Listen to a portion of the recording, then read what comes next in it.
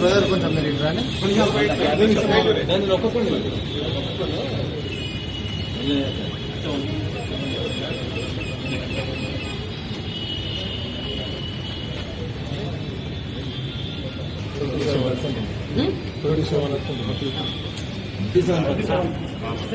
ఇదంతా తీసుకుంటాం.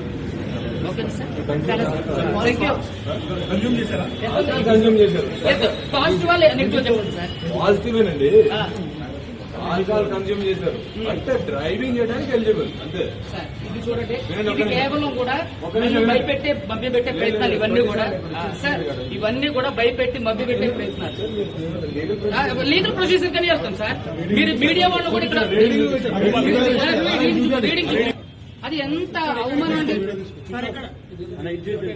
35 ఎబవ్ ఉండాలి. డ్రైవింగ్ గురించి మాట్లాడు, నేను క్లియర్ చెప్పాను కదా. అంటే ఇది దీంట్లో ఇది పక్కదారి పట్టించడానికి అంతే కదా సార్. ఆల్కహాల్ టెస్ట్ అనేది కరెక్ట్ కాదండి.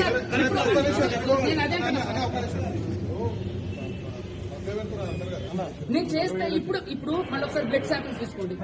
చేయలేదండి. ఏమండి రాత్రి చేసింది ఇది, ఇప్పుడు కాదు. నాకు స్మెల్ వచ్చింది, నాతో పాటు చాలా మంది. సార్ రాత్రి చేసిన దానికి ఇప్పుడు మీరు ఎట్లా చేస్తారు సార్?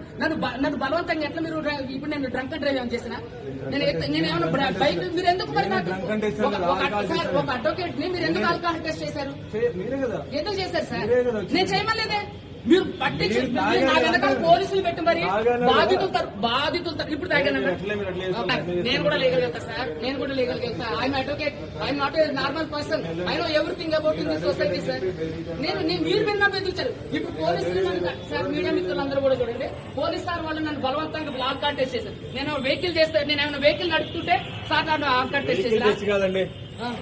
ఎందుకు అంటే పోలీస్ స్టేషన్ లీగల్ ప్రొసీజర్ తెలియదు అనుకుంటా. వెహికల్ డ్రైవింగ్ చేస్తేనే టెస్ట్ చేయాలి. వెహికల్ డ్రైవింగ్ తాగి పొజిషన్ వస్తే పబ్లిక్ ప్లేస్ లో ఇప్పుడు తాగానన్నా. ఇప్పుడు ఎక్కడ తాగాను? చెప్పింది ఎప్పుడు?